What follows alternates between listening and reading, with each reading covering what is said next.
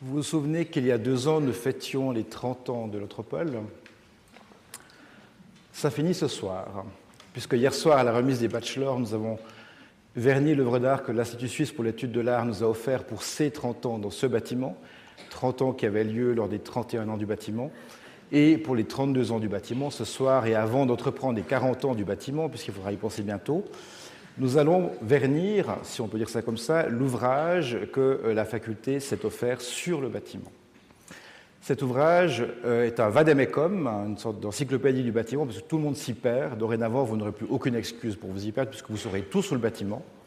Vous pourrez l'acquérir à la sortie en face, sous l'œuvre d'art, à l'entrée.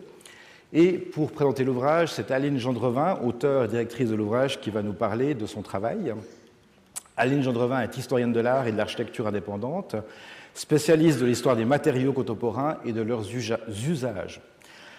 À la suite de son mémoire de maîtrise, défendu en 2016 et que j'ai eu la chance de diriger, elle a été commissaire scientifique de l'exposition Un rêve d'architecte, la brique de verre Falconnier, dont vous aurez vu les affiches magnifiques, sans doute aussi à Lausanne, présentée au Château de Nyon en 2018-2019. Elle a également dirigé la rédaction de l'ouvrage éponyme de référence sur la BVF, comme on l'appelle dorénavant. Aline Gendrevin vit et travaille actuellement entre Lausanne, Genève et Bienne, mais elle a bien voulu faire ce soir un détour par Dorigny. Merci beaucoup. Pour parler de l'Anthropole, c'est-à-dire du bâtiment, du monument dans lequel nous nous trouvons, j'ai pensé qu'il était peut-être pas mal de commencer par le début.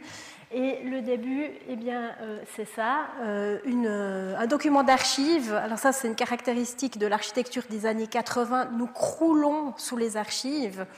Alors on pourrait dire que c'est très bien, seulement c'est des archives qu'il faut encore inventorier, qu'il faut estimer quant à leur valeur, leur pertinence.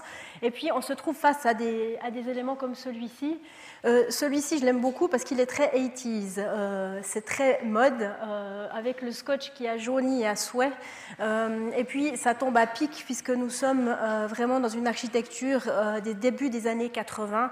L'Anthropole sera édifiée entre 1984 et 87. Ça nous montre aussi ce document que nous sommes dans une pleine campagne.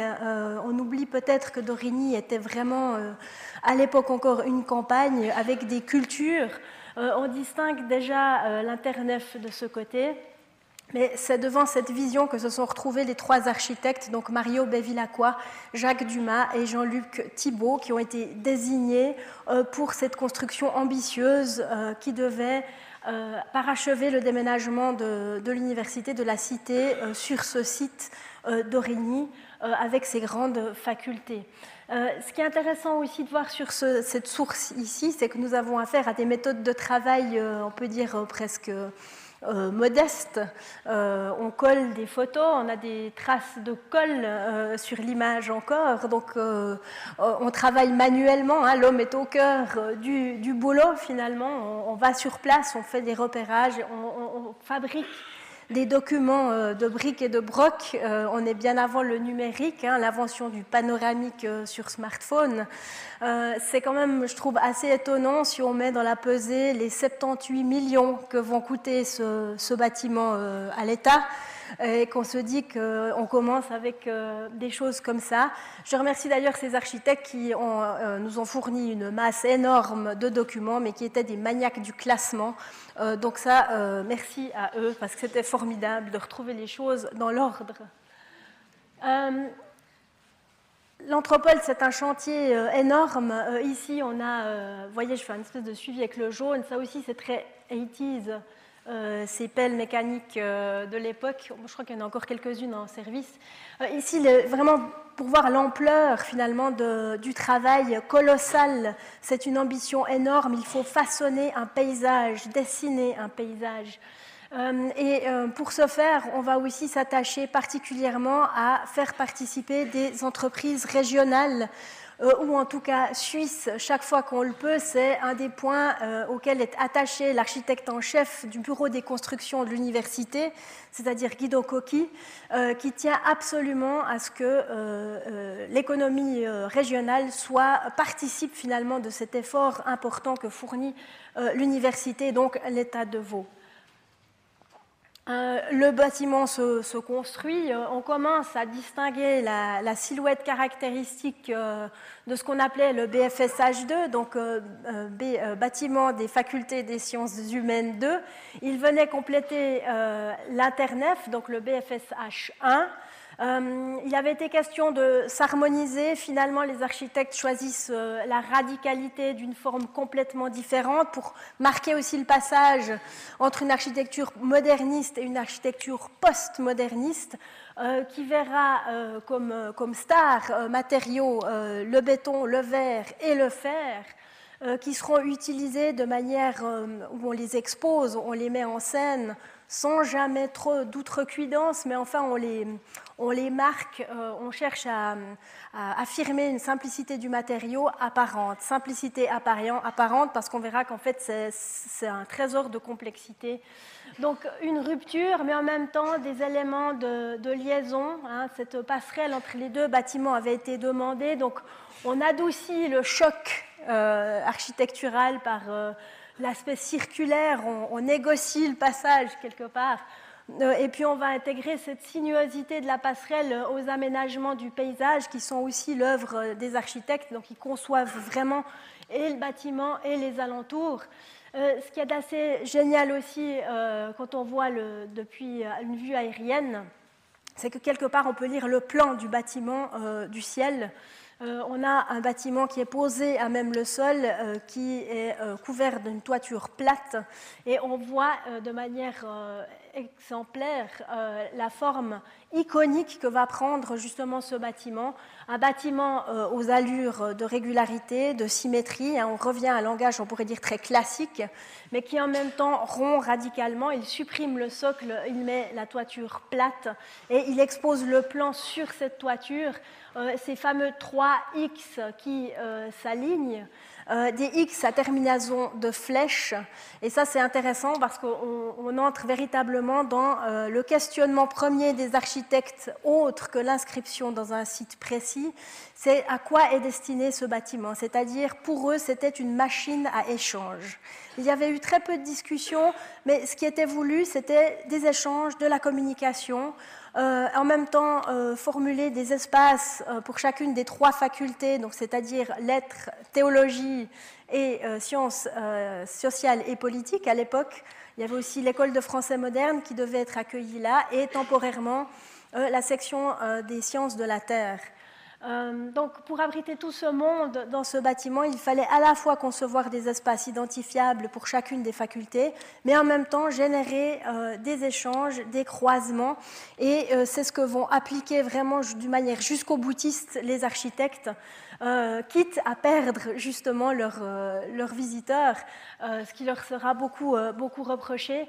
Mais en même temps, c'est vraiment, on crée de l'espace, on crée du vide, on crée des passages. Et finalement, on peut voir ce plan de l'Anthropole comme un magnifique courant d'air, en fait. On a des entrées partout, hein, on en a 4 de ce côté-ci, plus les 2 entrées principales, et on a des flèches qui partent dans toutes les directions, plus les 2 dispositifs d'escalier centraux qui agissent tels des modules qui actionnent le mouvement, les échanges.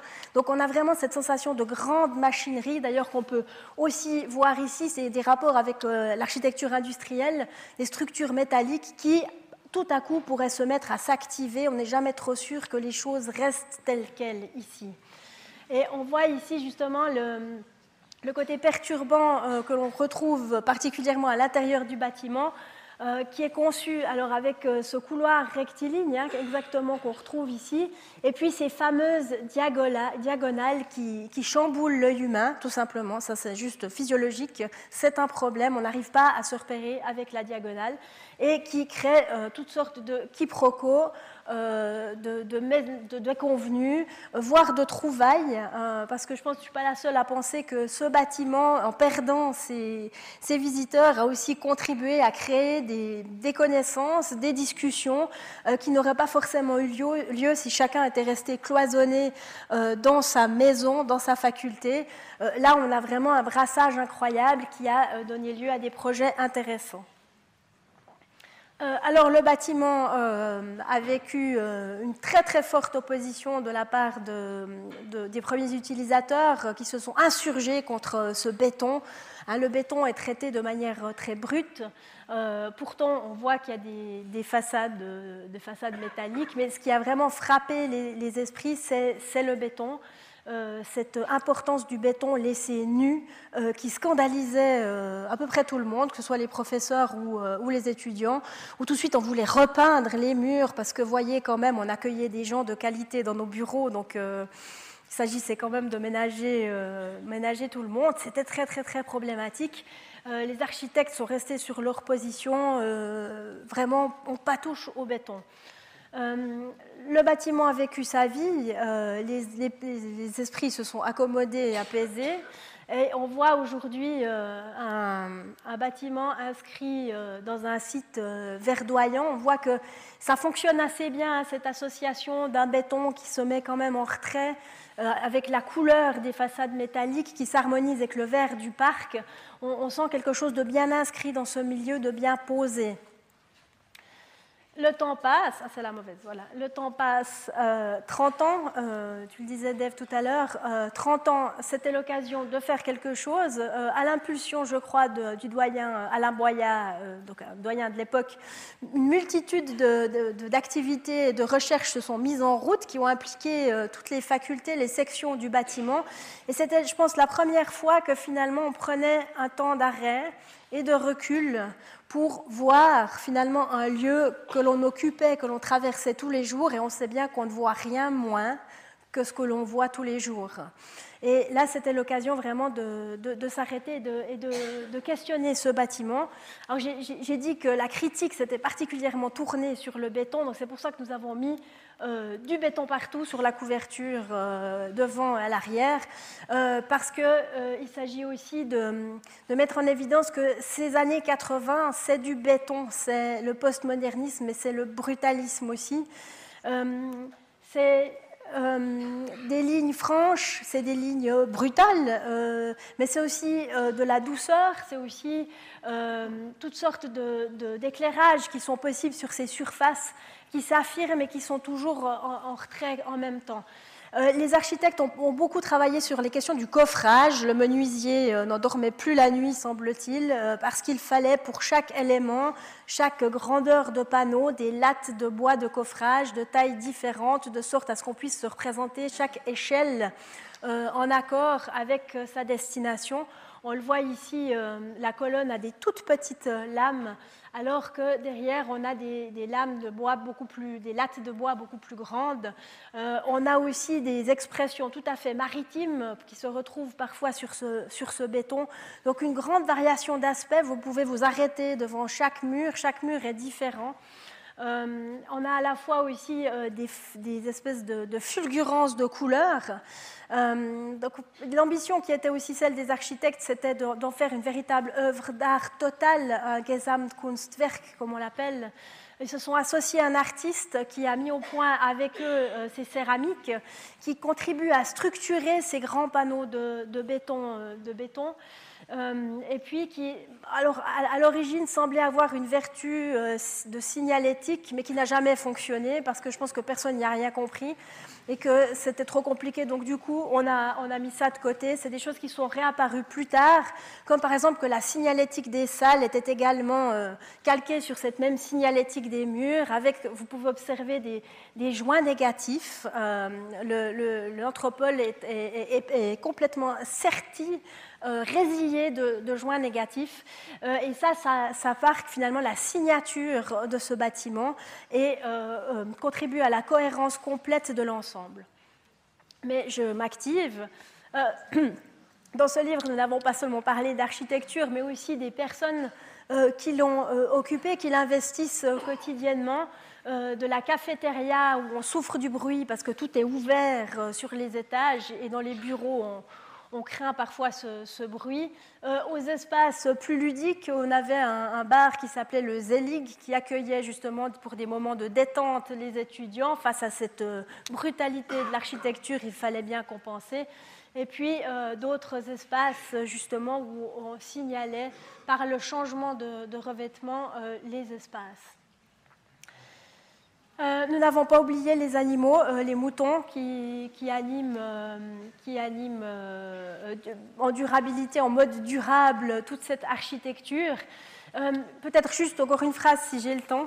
La destinée ultime de ce livre, c'était aussi de dire à plus on comprend vite les enjeux d'un bâtiment, d'une architecture, à mieux on saura l'accompagner et la pérenniser. Et je pense que c'est toujours important, particulièrement justement avec cette architecture des années 80, souvent à visée expérimentale, qui vieillit plus ou moins bien et auquel il faut apporter des réponses, des solutions pour la conserver entière. Merci.